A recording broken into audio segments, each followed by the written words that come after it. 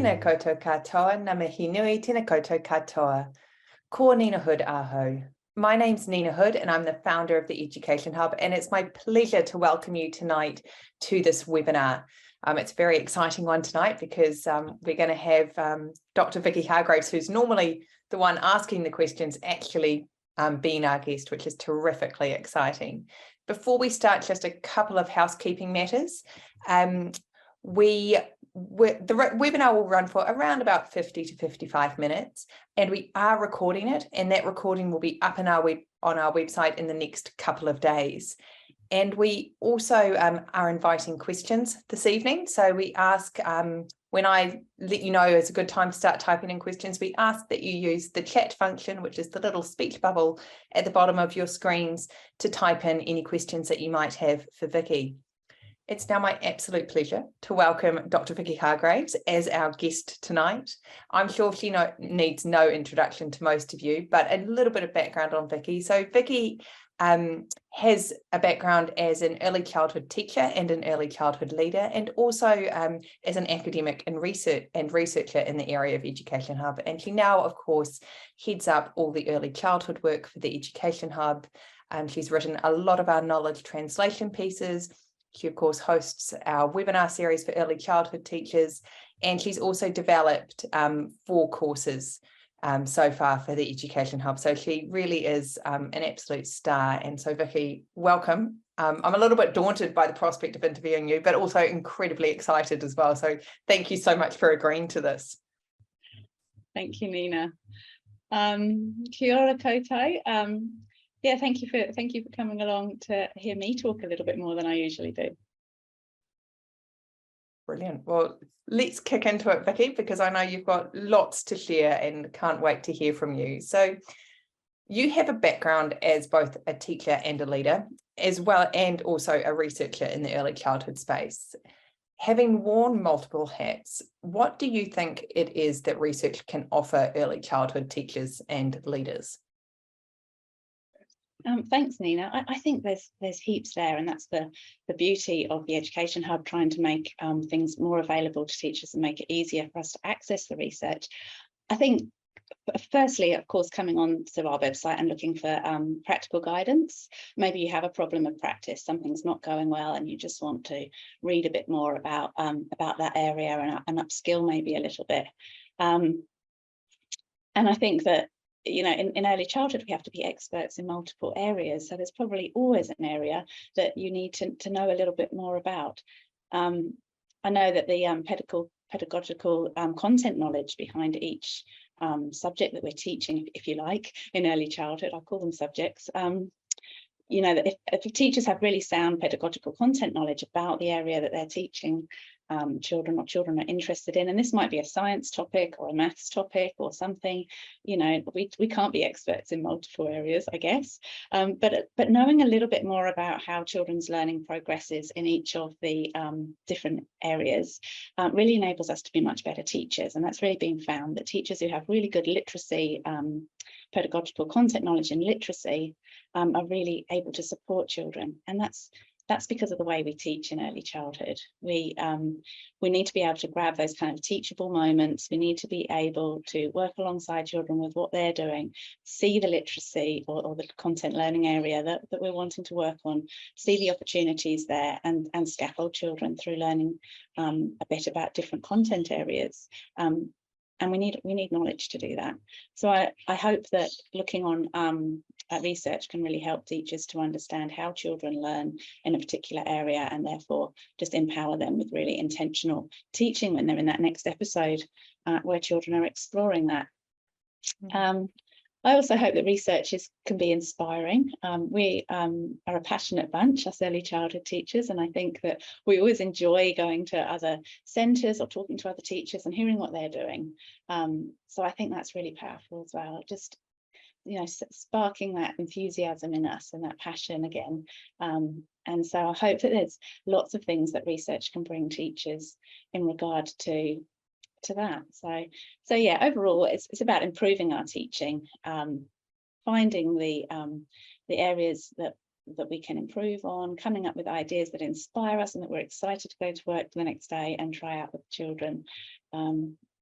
that's what I think that the research is for. Yeah, fabulous.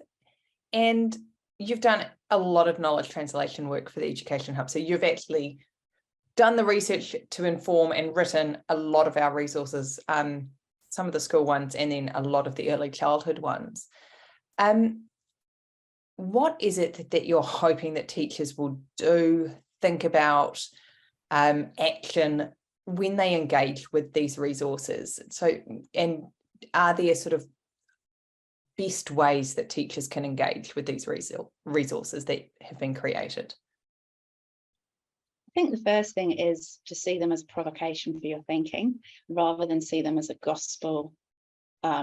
This is how I need to do it. Because I think that the research is there for us to draw on, but we need to make it our own.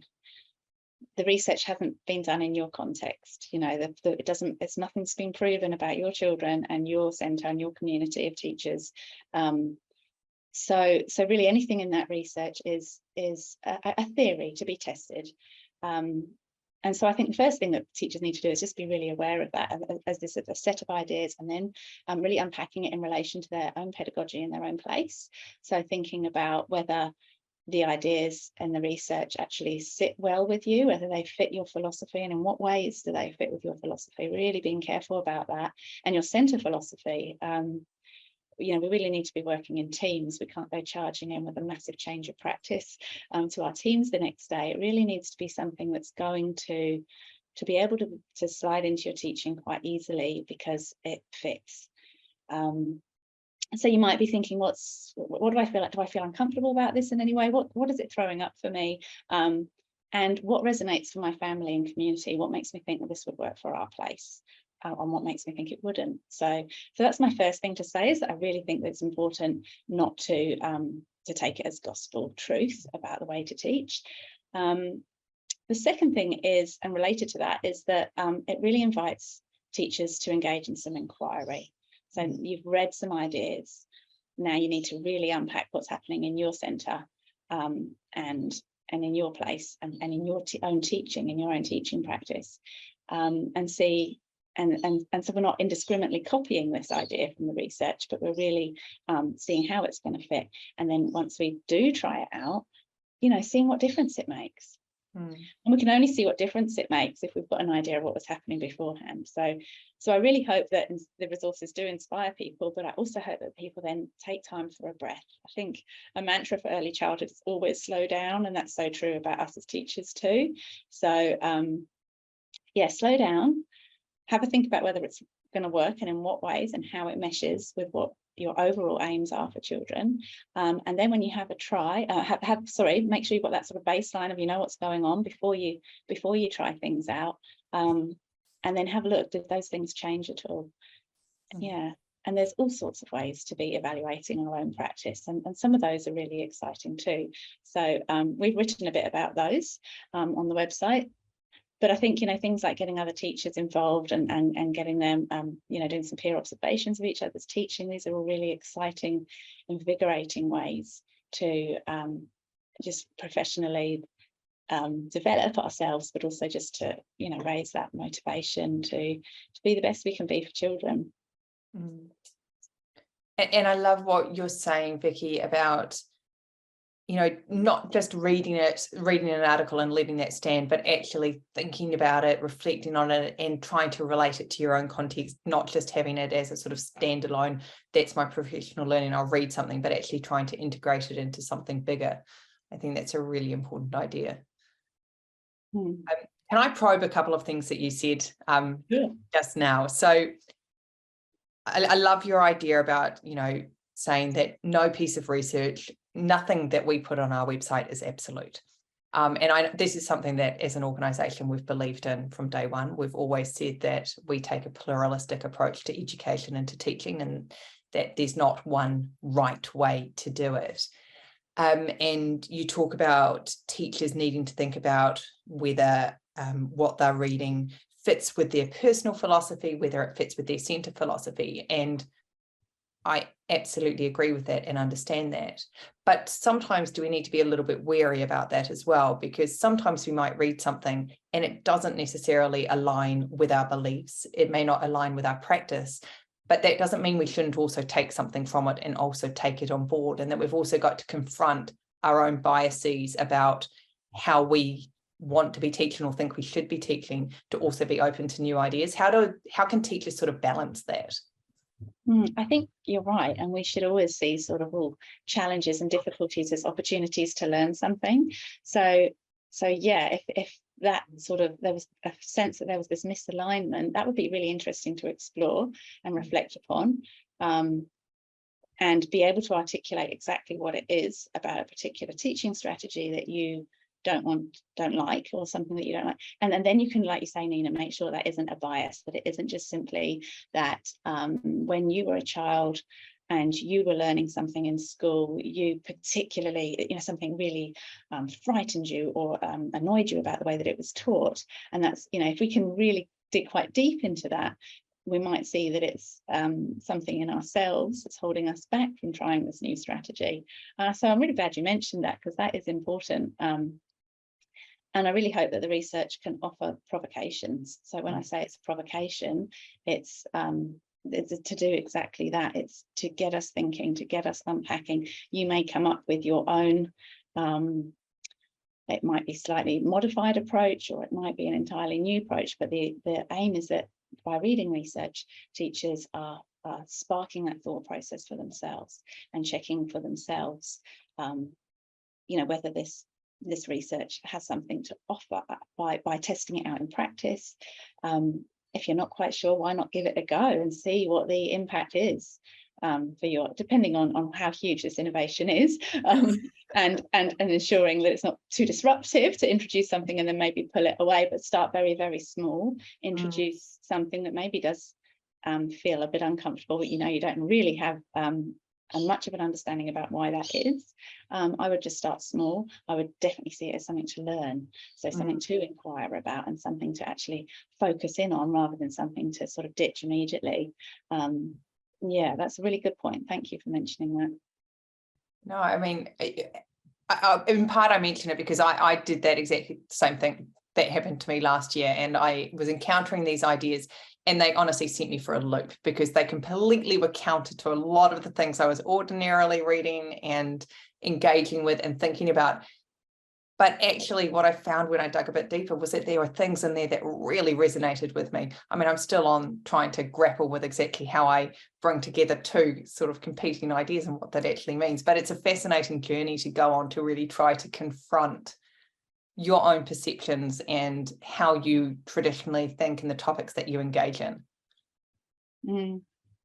And I just, another thing that sort of sparked, which is the complete opposite of what we've just been talking about, but something that you've talked about that sort of reminded me what we've heard from other teachers as well, is this role of research in also confirming some of the things that you're doing and actually reinforcing that what you're doing is going to be really effective practice as well.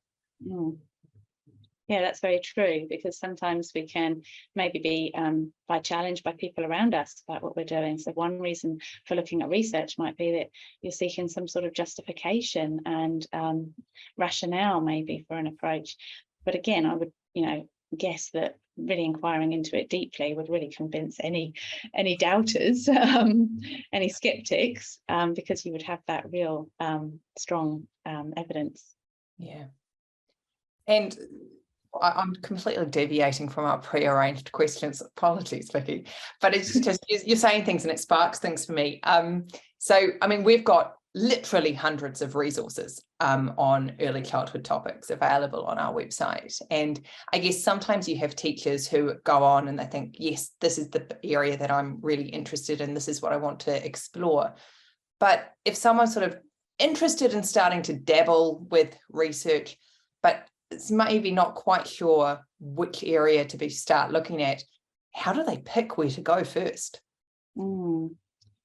Yeah, I think, I don't know if this is a very scientific answer, but I sort of feel that if you're not sure, you should probably have a browsing through the list and see what speaks to you, because I think you do need to have an interest in it.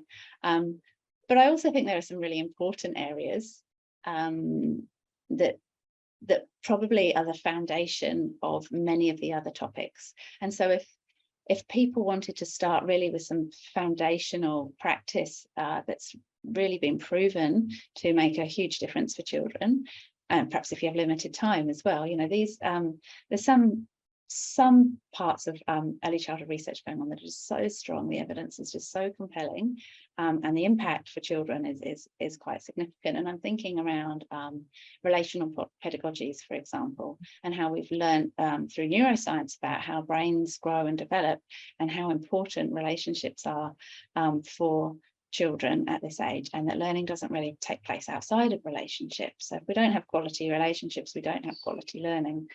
And it seems such a simple thing to be in relationship with a child, but actually there's huge research not only showing how important it is, but also about the different things that teachers actually need to do within those relationships to really build strength in those relationships.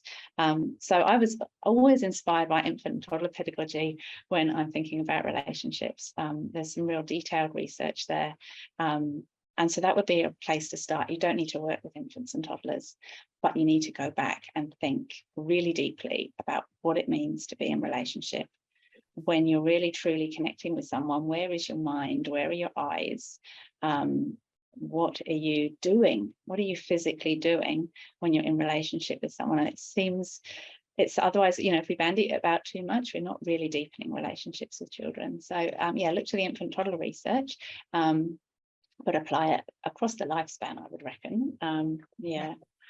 So that's one area. And I think that, again, another foundational area would be learning through play and the play resources that we have, and the concept of sort of us being involved as teachers.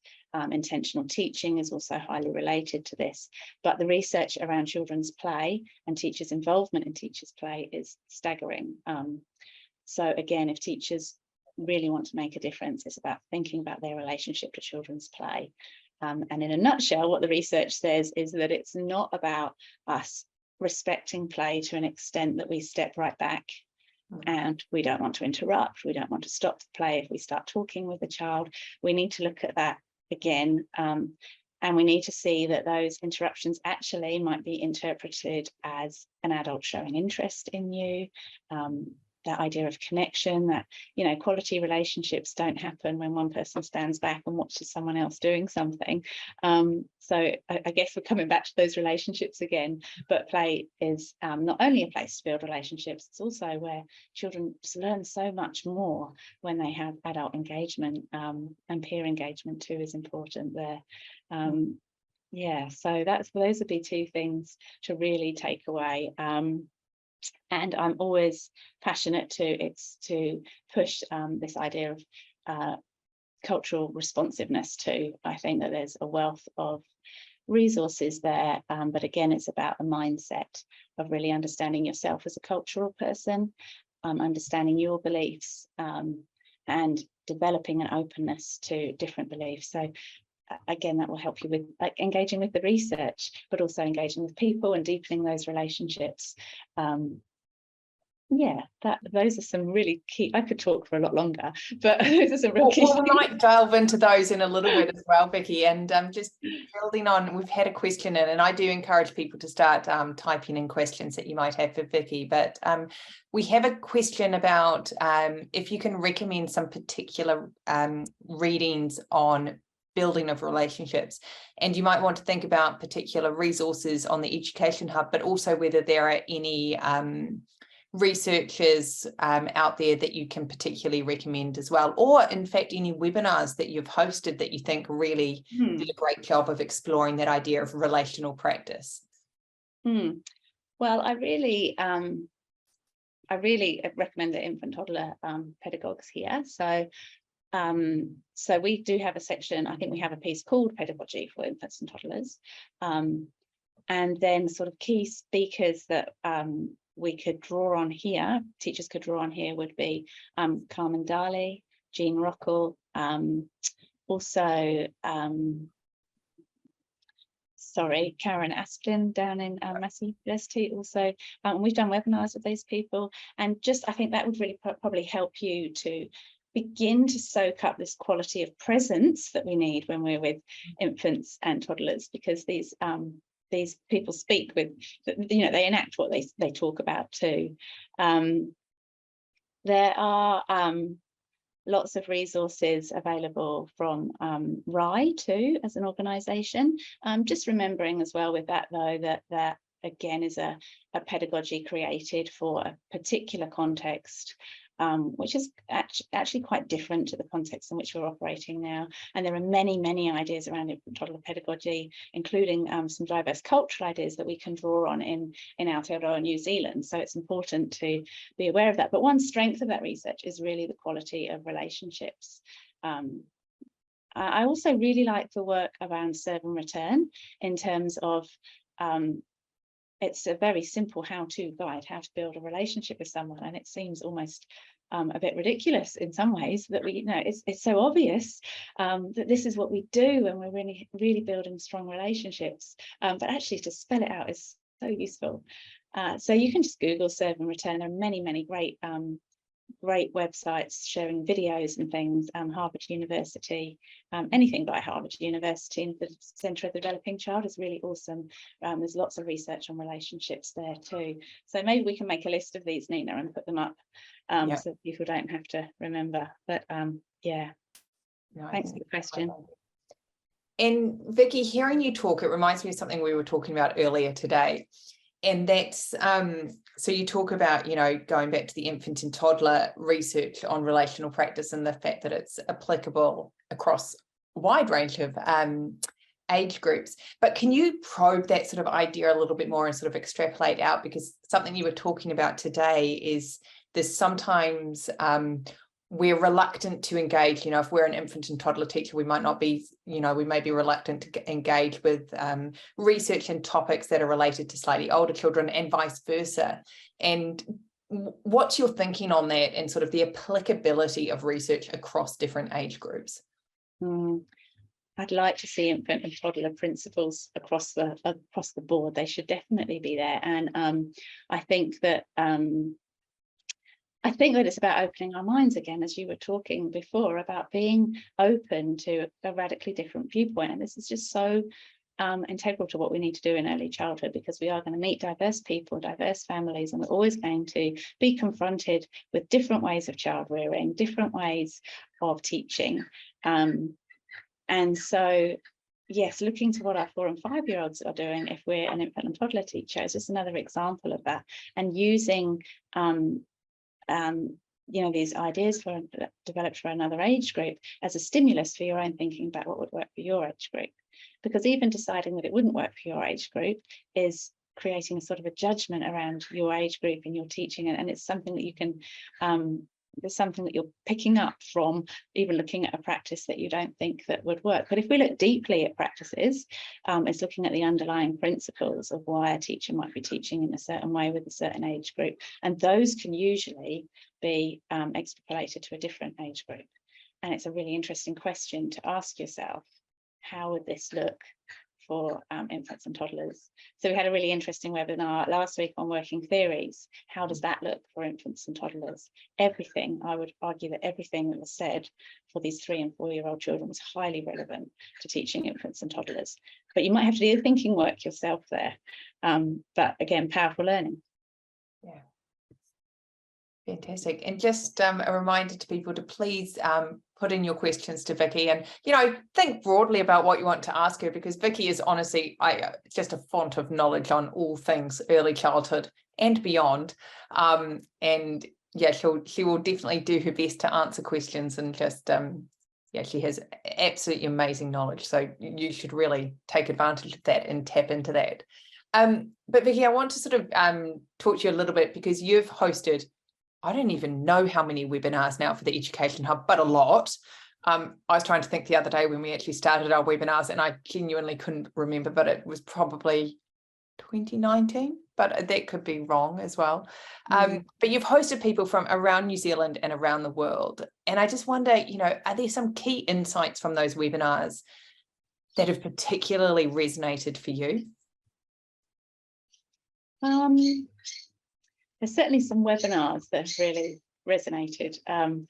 And yeah, I guess it comes from the whole package of the people sharing and what they're sharing. I think that one that comes to mind is Tara McLaughlin's and Karen Mackay webinar on supporting children's social and emotional competence. What I loved about that is the approach that the teachers there at that centre had taken to improving social and emotional competence for their place. And so I think it's a great example of how we might use research. So yeah, they came up with all sorts of really cultural responsive ways of improving social and emotional strategies, and they worked through, you know, a bit of an inquiry process. And I just think it's a fabulous webinar for showing that whole package of, you know, how we create knowledge in early childhood and how empowered we can be to do so, through a great way of showing how we engage with research. So that one, I think, because of what we're talking about tonight, comes up. And again, what's in that video about in that webinar about social and emotional competence would be relevant actually to the way a team might tackle any area of improvement, or how a teacher might think about their professional growth. So yeah, I think it's really important in life and in teaching to just be really open, and if something kind of flies in the window, to see what it is. So if you just happen to be online and there's a webinar, you know, just having a little listen for 5 minutes and seeing what you get out of it, because we all see something different, and just having a go at different things, and just clicking on a couple of links and seeing where they take you, because I think that there is just a wealth of provocation out there, and we just need to be really open to engaging with it. But back to the webinars, I think another really lovely one, I always love to hear from the team at Daisies, which is an early childhood centre in Wellington, and they've shared with us a couple of webinars about their sort of curriculum design processes, and that's a lovely way to see the research come to life, actually. We do have some resources about how children learn and how you might think about what we know about how children learn when we're designing curriculum in our curriculum design area of the site, but it's really nice to see how that looks in practice. And again, I imagine just huge amounts of work figuring out how they were going to sort of implement key ideas as a practice that happens every day in their centre. So yeah. And then, yeah, in terms of, we talked a lot about relationships and cultural diversity. There's lots of webinars there that I think are really interesting. I really like the Trustful Relationships webinar that we did with Jean Rocco and Emma Thompson. That was, again, quite provocative, I think, for thinking about the self that we bring to teaching, you know, what we bring to relationships with our other teachers, how important it is to be mindful and compassionate, and, you know, really not come at a relationship with another teacher from a point of view of sort of blame, or, you know, where there is a bit of a jarring, you know, there's just really some real insightful, wise wisdom from our webinars that you don't really get from reading a resource. So those are the ones that I'd point out, because what they offer is quite different to, you know, you can't get it from a knowledge translation piece. It's not a knowledge translation piece, it sort of spoken through a conversation. It is actually, you do need to be in that space to really appreciate what they're saying. So yeah, so I encourage people to look at those ones, because they're the ones that I've really enjoyed. Fabulous. So we've got questions coming in thick and fast, Vicky. So I'm nervous now because you said anything. So first of all, a question around sort of, this is building on some of the ideas you were talking about from Karen and Tara webinar, around ideas for supporting the development of social skills around 3 and 4 year olds. And of course, Vicky has developed a course on social emotional competence for us, which is a fabulous course, and I highly recommend it. But Vicky, are there some sort of key things that have come out from your work with the Hub that you think are pivotal for understanding children's behaviours and the promotion of strong social skills, emotional competence? Yeah. this is just, I want to just preface this by saying this is a really important area. And I'm really glad for the question, because I would like to say that, I would like to think that that was mentioned in this webinar, because it's such an important area, and it feeds into relationships. Of course, my starting point for that question would be, you know, getting those relationships really strong, because they're the support for every kind of learning that children need to do. But yeah, social and emotional competence is an interesting one, because we do sort of think that children will pick up from watching others about how to behave, how to you know, approach a social interaction and engage with somebody else, and how to express emotions. We kind of think that, you know, maybe we just need to, you know, they'll just pick it up. But actually the research shows quite clearly, first of all, about how children will find it difficult to learn certain social and emotional skills at earlier ages. So it can give us, as teachers, the research can give us a sort of a bit of sense of what's developmentally expected, so that we're not sort of finding challenging. I think that helps us, so that we don't find children who are really struggling with social and emotional competence, we don't find them so challenging when we know that this is actually totally developmentally appropriate expression of emotion, for example. But it's also been shown that actually children do need to learn those skills and practice those skills, much as they might practice counting. They might like to practice how to ask for a turn. And I think intuitively, that's been sort of one of the things that we've been doing in early childhood education. What the idea of having children in group care is about having those opportunities to learn those skills. But actually, I think it's new for us to be thinking about actually teaching those skills directly. So there are lots of ways to do it, and there are lots of games that promote social skills, and it's just about having that intention to discuss the social skills that are needed to play this game, and praising them when they occur, just making them really visible that this is what we do when we're playing this game of Snap or whatever. Yeah, that's sort of really important. And so having a knowledge of how what social skills to sort of scaffold, I suppose. We do have a lot of resources, especially on supporting children's emotional development, because that can be really hard for some children. But again, there are lots of ways to practice, lots of games, puppets. It's just got to be raised in teachers' awareness, I think, to be something that we intentionally are talking and thinking about. And there's so many situations to practice if we just have that at the forefront of our minds when we're with children. And I think that idea of intentionality is so important for this topic, but also for so many others as well. Definitely. I think that's where research can really help teachers, because you might be struggling to be intentional about a particular area of practice, but if you can look at some research, it will give you an idea, because when we're being intentional, we're not making a plan that's got to be fixed and that we've got to do it exactly as we decided in our heads that we're going to do it. We're still really flexible and adaptable, but we've got that little bit of knowledge or that little idea in our head that we can draw on in an appropriate way for that situation, and that's kind of what being intentional is. So so having the research, having read research and having these ideas in your head just really helps you with that intention in the moment. And Vicky, we've had a question around the pedagogy of listening, and I'm not sure that this is something that we've done explicit work on with the Education Hub, but can you talk a little bit about what this concept is and what it means for teachers working with young children? I think that another great question. Thank you for that question, because it comes back to that quality of relationships. And there are all sorts of, it comes really down to this sort of philosophy that underpins our early childhood practice as well. So again, a really great foundational place to start is by thinking about how we listen to children, and that means really seeing children and really hearing children and really being aware of every message that they're communicating, which may be through crying as much as it is through verbal words, or it could be just through movements, especially when you're working with the youngest children. They're amazing communicators if we notice these tiniest movements that they're using. But the pedagogy of listening is, I see it, and this is my personal interpretation. Again, it's a concept from Reggio Emilia in Italy.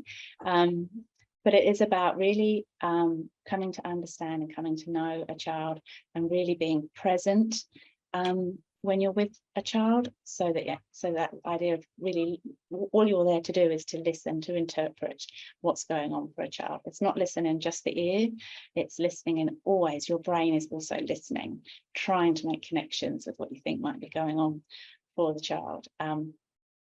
So yes, it's a really important skill to be able to listen, observe, interpret about each and every child.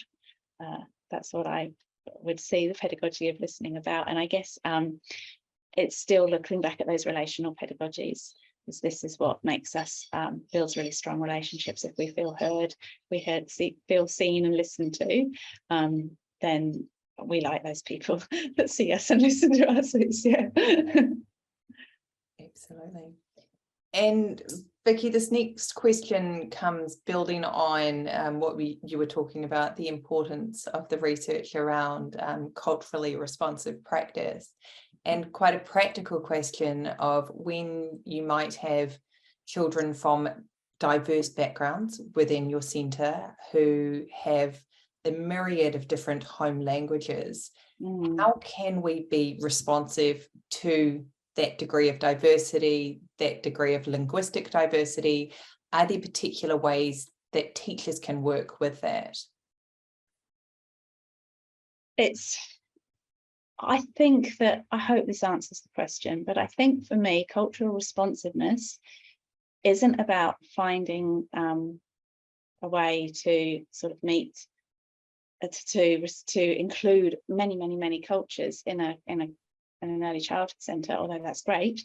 I think really it's about, and I'm going to draw back on my previous answer about that listening, it's about being really open to understanding who your children are, and part of that is understanding their cultural background and their families, and knowing their families and knowing them. And it takes a certain sort of quality of relationship to be able to do that. So for me, cultural responsiveness is about an opening up to other people and letting their ideas be heard and be seen and contributing to the early childhood centre. So so there might be all sorts of different ways that looks, but I would want for every family at that centre to feel a sense of belonging. And whether that needs multiple languages written up above the doorway, I'm not sure. I think it's a lot more than that. What we really don't want is that kind of tokenistic, oh, we've got a child from a new cultural linguistic background, we better add a different hello to above the board. Although that's important, it's really very tokenistic, and I think families can see through that. I think they know when they're heard and they're seen and they're valued, and it's not through simply putting up something tokenistic, or maybe trying to include celebrations from different cultures in your centre. That can be great, but it's really looking much more deeply than that about how we see and hear every family. I hope that's helpful. I do appreciate the difficulties and wanting to support children's home language backgrounds, which is really important, because it gives them such confidence and sense of strong identity, and enables it becomes sort of a bit of a bridge if they can use their first language in the centre. So if there are peer groups that speak the same language, it can be really great for children to negotiate sort of the two worlds that they sort of inhabit as bilingual, bicultural, multilingual, multicultural beings. So and it's really fascinating that actually we're not really as aware as we can be of our own culture and our own biases. And so there was some fascinating research done in the UK where that they looked at an early childhood centre, and the wonderful thing they were doing a role play, travel agents, and they had lots of children really engaging really beautifully with it, but the Punjabi children were not engaging with it. In fact, they were kind of going in and pushing and shoving things around and having really really being seen as disruptive. Also the children from lower socioeconomic backgrounds were also quite similarly, they had no idea what a travel agent was and and even how to play in a role play context, because for some cultures that wouldn't be something maybe they've done at home with their families. So so really just being open to, that's what I see as being culturally responsive. Yeah, not setting up a travel agent, or at least not being aware of the cultural undertones of that. Yeah. And Vicky, this next question is one that I know is dear to your heart and mine, and that's around supporting neurodivergent children. And there's a particular focus here on children who are autistic. But I know that with our work, we've done work with children with a range of different conditions. So are there particular strategies that can be used? Are there particular resources that you would point teachers to? Okay, I love this question too. I think that it really everything's just intermeshing so much. It makes you realize that some certain key things, if you can really work on those as an early childhood teacher, you're doing well. Because I think I see neurodivergence as also, we can see that as a bit of a culture. And I do pick this idea from Jessica Duport, who's done some webinars for us and been involved in our work in lots of different ways. But you know, if you see it as a cultural difference and how we always want to support cultural differences, and neurodivergence is similar to that. It's about coming to know children and coming to know how they're thinking, how they're feeling, what especially for autistic children, you know, what maybe what their strengths are, but also what about your culture of the centre kind of doesn't sort of mesh well for them. That's really important, because again, we've kind of set up our centres for having certain expectations of children and for what children will be able to do. And so often sensory environment that we create for children will work for some children, but for other children it will be really distressing. So just being aware and knowing your children like that. So I'm really glad for the question, because we can just make those links across the other work we've been talking about, quality of relationships with neurodivergent children, and what a relationship looks like for a neurodivergent child might be different to what the research is telling us we should be doing with infants and toddlers. So, you know, we really need to be really listening and really knowing our children, using research as a provocation. We do have some resources on autism. It's a really interesting area because it is shifting so much in terms of our understanding, but also our acceptance and valuing of neurodivergence. So, you know, for example, there's lots of a lot more focus on neurodiversity as opposed to children with special needs. We're not focusing on children as a problem anymore. We're seeing children as a diversity that we can build on and that can bring richness to our programs. So I'm not sure if that answers the question though. I think it's a great start. Yeah, so I guess really unpacking this idea of neurodiversity and what that means for your centre, looking at some of our specific resources around different things that children might have challenging, but not leaving it there, because you're any autistic child or child with any other difference will be very much themselves, very much an individual, and what you read on our pages is just a clue for what to think about when you're trying to interpret what children are telling you directly. Yeah. And Vicky, we've had a question on localised curriculum and how to effectively develop a local curriculum. I immediately thought of Daisies and the wonderful webinar we had there, but are there particular resources, are there particular things that teachers should be thinking about when they're thinking about developing a local curriculum? Yes, thanks, Nina. Another big question, but you start with your context and your families and your children and you as teachers to figure out what is actually what that localized word means. It's about really adapting what you do to the place that you're in and the people that you have that you're working with in your community. So so you need to understand those people really well first. So I can mention relationships very quickly there. And then you need to figure out what matters. Figure out what matters for you in your place and your team and your children and families. And that's just sort of starting point for sort of maybe setting some aims about what your localised curriculum is going to be about. So if social and emotional competence is a really important thing for you, as it was for that team I mentioned at Best Start Palmerston North with Karen Mackay, you know, you decide what's important for you, and if it's social and emotional competence, then the next step would be to look at why why that's an area you want to focus on, what's actually happening with your children's social and emotional competence, and then having a look at the research and seeing what really is going to fit the particular problems or things that you really wanted to work on. So that's sort of, I guess, how you might sort of start to develop an idea for what you want to focus on in terms of learning outcomes, but you also might be inspired by something that's happening in the community, like, or going on nature walks. And also you could look at the work of Kids Domain, because they've done some webinars with us too, and just thinking about, how do you get started? How do you know what to develop your curriculum around? You do need something that everyone in the community can feel quite excited about, I think. And Vicky, a question from me. So one of the things that's a really interesting dynamic, and it comes up in our work sometimes and comes up in people's questions sometimes, is this balance between sort of looking at New Zealand-based research versus looking at more global research and research being taken place around the world in different contexts. And how can teachers navigate this?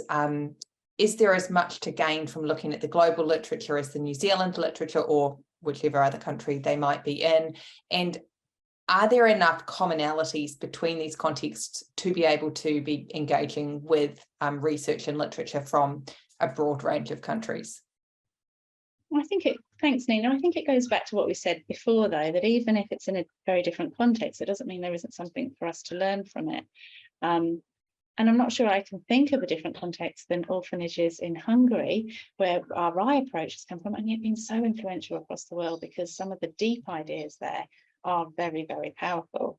So yes, I think that when I'm looking at research to review for the Education Hub, I'm always looking first at New Zealand and Australia.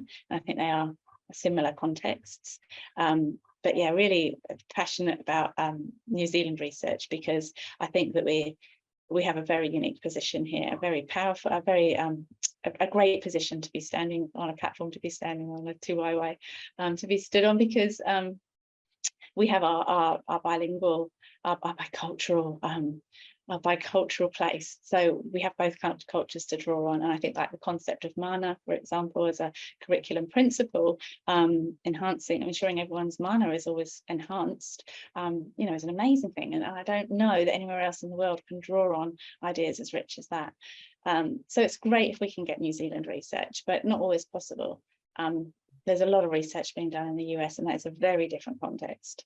But I think that, again, it's about looking for, are there any key ideas? What are the key ideas here? And how does that key idea then translate to my context?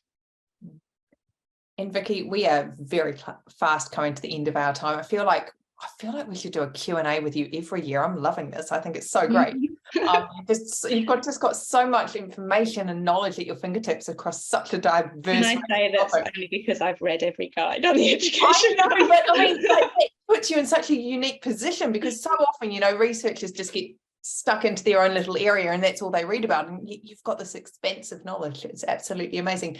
And also that deep connection with practice as well, which is incredibly powerful.